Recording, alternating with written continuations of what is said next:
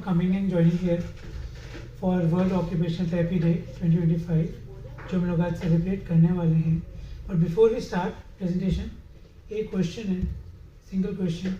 What if an amputee comes and he wants to wear shoe and ties laces?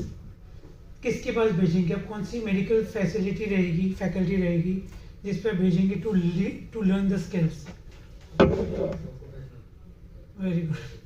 So quite obvious. So let's start. Let's unfurl the profession, this holistic profession, with me, myself, Saurabh Balla. I welcome you all. And beginning with the presentation, there will be a small overview of the profession, how it came to India, and about the scope of the profession and the question and answers with some case studies. This is an omnipresent profession with 111 countries who are registered with WFOT, which is the federation which regulates occupational therapy profession worldwide. In India, it started in 1950s when Miss Kamala V. Nimkar laid foundation stone at KEM Hospital, Mumbai. Since then, the occupational therapy in India has been under a drastic change in profession, qualification, as well as the practices which are being followed. Being a holistic profession, this deals with cases ranging from cradle to the grave. So let's start with cradle. First, coming to children and youth. Occupational therapy practitioners work with children and young adults from early infancy through college and their families to facilitate participation and independence in their profession. This is how it looks like. Certain things which we can see are balance board, a sensory integrative setup, and a basic jail setup. Coming to productive aging, the grave part, just before the grave. Okay, the professionals work with healthy as well as unwell older adults to live a life with dignity and pride. So certain things that occupational therapy practitioners they provide to older adults are some certain tools which help ease their arthritic pain, some driving modifications, certain card holders and enlarged cards which they will enjoy playing. The most important aspect of human's life is the ability to think. There comes mental health, a chapter which occupational therapy considers as most important, because what I feel is in India, in MBBS and in MD, only psychiatrists are the people who actually learns what occupational therapy is. As per Mental Health Act, India, an occupational therapy division is a must for a psychiatric setup. So occupational therapists, practitioners work with mental issues to help person engage in their near normal life. So we can have gardening as one of the activity, cooking as one of the activity to help them overcome their psychiatric illnesses. Next comes rehabilitation and disability.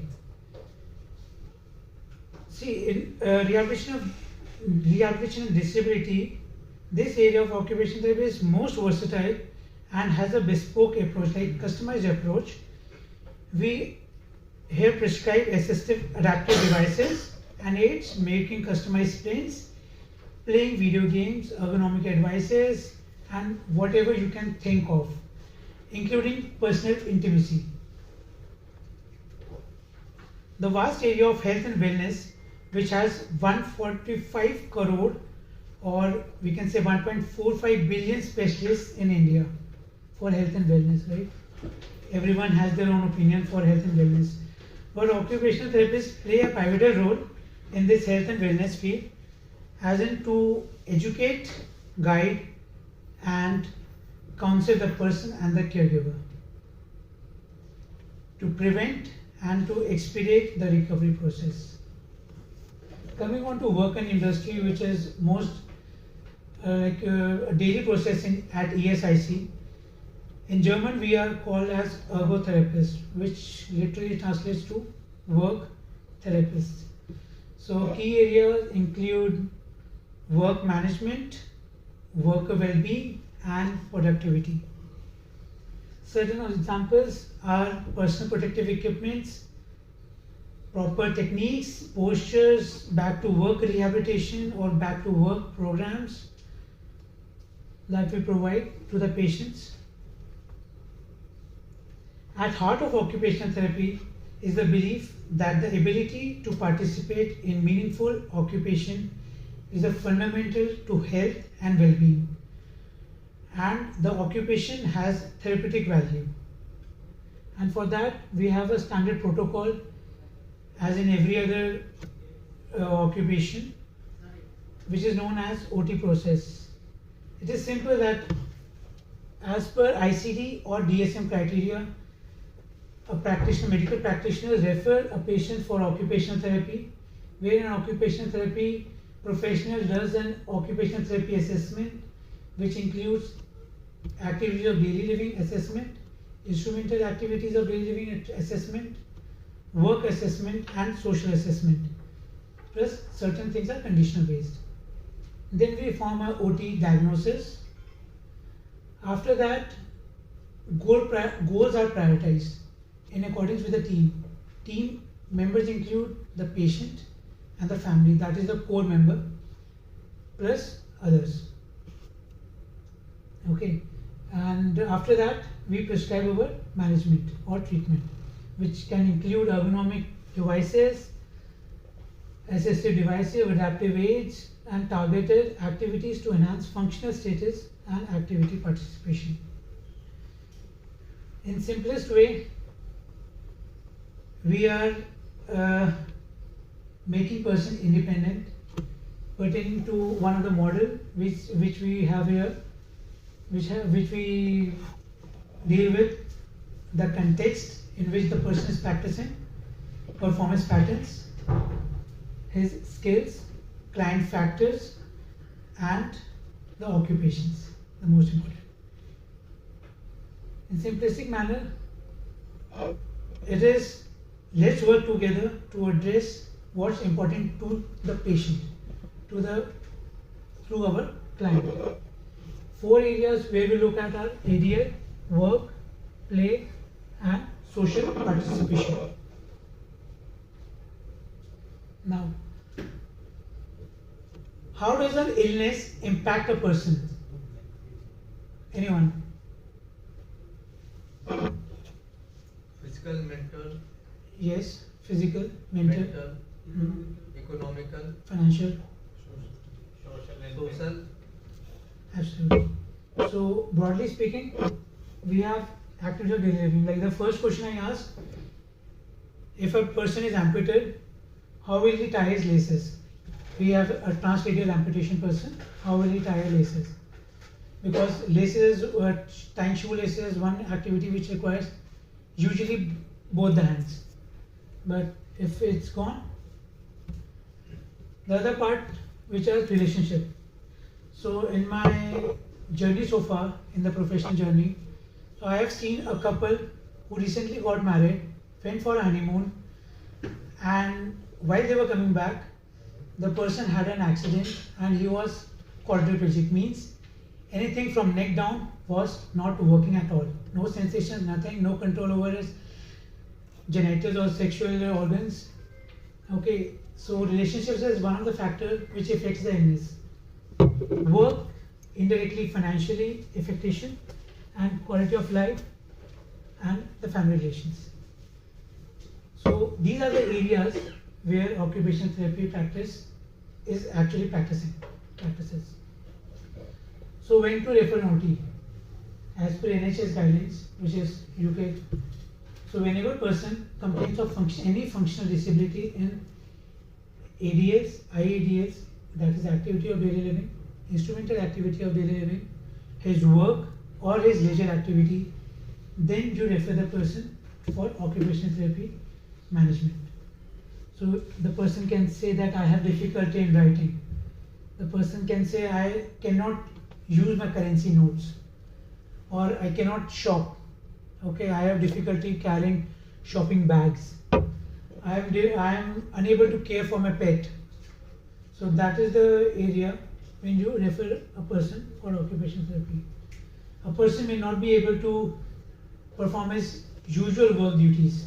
He might not be able to sign his checks. He might not be able to lift a workload, which is his daily routine. He might not be able to lift a welding stick, which he is working on. Okay. And this is the part where, as Indians, we all lack. We don't have any leisure activity, or we lack. What leisure activity we have? We are indulged in our mobiles. We are indulged in our viewing TV. Very few of us are having actual hobbies like cooking, like reading books, knitting. एक ज़माना होता था दादी नानी जो सब लोग सर्दियों के अंदर बैठते थे स्वेटर बुनने के लिए. अभी नहीं है. अभी I don't know how many of young females know cooking, know knitting. So these are the areas. Occupational therapy differs from physiotherapy, and how it differs, again taking NHS as a reference, fundamental distinction is physical therapists restore physical functions, while occupational therapists enable functional independence across all life domains. So to understand this better, this particular sentence better, we have a short video of 1 minute. When your health changes, it can feel like you are always waiting on the next medical professional, the next symptom to emerge, the next treatment to begin. It can feel like you are always waiting for the next thing to happen to you. But at the core of occupational therapy, we believe that no matter what comes your way, whether it's an illness, an injury, or disability, you and your loved ones still have the power to influence your health in the ways that matter to you. Occupational therapists know that a vital part of healing is staying involved with the life you have worked so hard to build. And that means finding ways to engage in the activities you love and to spend time with the people that you love. We know that even when your health has changed, you are still a mother, a driver, a teacher, an engineer, an athlete. We work with you and your loved ones to help you heal, to help you get stronger. And when it's necessary, we help you choose the best technology and equipment to help you stay involved. That's because occupational therapy is all about keeping you at the heart of the matter. We work with you and your loved ones to help you live a life you love. This was a small video by a website called OT Potential. Okay, I have taken this video from there. So everybody is talking about sustainable development goals of WHO. We all come under goal number 3, which is health and well-being. Okay, but as an occupational therapy, we deal with sustainable development goals 3, 4, 5, 10, 11, 12, focused on education, inclusion, environmental responsibility, and contributing directly, indirectly to these goals. We have a case study. So we had a right hemiparesis patient, 45-year-old male working as an officer, which he has a history of income tax officer. He has a history of consumption of alcohol daily, whiskey, okay, and smoking. particularly gold flake dam, right? Stroke survivor, medically stable, he was referred to occupational therapy from Department of Neurology. Chief complaints for referring to occupational therapy was he was unable to eat by himself. So he was dependent on eating. So initially when he came to the department, we have a device called universal cuff that was recommended to him. And with the universal cuff, using his shoulder movements, he was able to eat. But for that, enabling him to eat, we need to modify his plate also. So the plate was the border plate, what we call thali in India, right? So that border plate was used by the person, and gradually we started with PNF techniques, that special proprioceptive neurological facilitation techniques, which were used to rehabilitate him, and he was independent eating. Second case study, a case of PTSD, post-traumatic stress disorder, was diagnosed from a psychiatry department. He was referred. His occupation was a farmer, and this happened at ESIC itself in Indore. Okay, he was a farmer. While working in his farm, he accidentally hit a person, and the person died on the spot. Because of that trauma, he was into PTSD, and with help of relatives, his family members, and a technique called CBT, that's cognitive behavioral therapy. It took 2 months for that person to retouch the tractor. Okay, unless 2 months he was even afraid to touch the tractor, and 3-4 months he was back on the fields with his tractor. But the main role was played by family members who diagnosed him correctly and brought him to psychiatry department. Then they referred to occupational therapy, and finally the person was back on his life. But it took 3 months for him to go back to his work. Okay, that's a video of a high tetraplegic being given an occupational therapy treatment. This treatment was given to increase the push-up height. Why we need push-up? So that the person can transfer himself from bed to the wheelchair, from wheelchair to the commode, to perform his daily living activities. Unless until the person moves from bed to the wheelchair, he won't be able to move from point A to point B, which is very crucial for his life. And the same thing, he won't be able to, as most of medical person everybody knows, but non-medicals, in spinal cord injury, the person's toilet time is not set. He doesn't have urge to toilet or to defecate. Okay, he won't have that senses, that micturition centers senses points. They are gone. So he can urinate anytime, or it may be spastic. So it might be urine retention might be there. So they usually go with carry bag, a urine bag, a leg bag, or a Euro bag, which they have to carry throughout their life if the bladder is dribbling. If it's spastic, then we can have CIC. So teaching CIC, again, role of occupational therapy. Having physical intimacy, maintaining that physical intimacy in that particular situation, again, role of occupational therapy. And this is how a typical OT setup looks like. It is no different than what we see in our homes. We have a toilet, we have a kitchen with a stove, with microwave, we have a bed, we have a TV, we have a center table, and a dining area or living area. So it is no different than a home setup, because that's what we care for.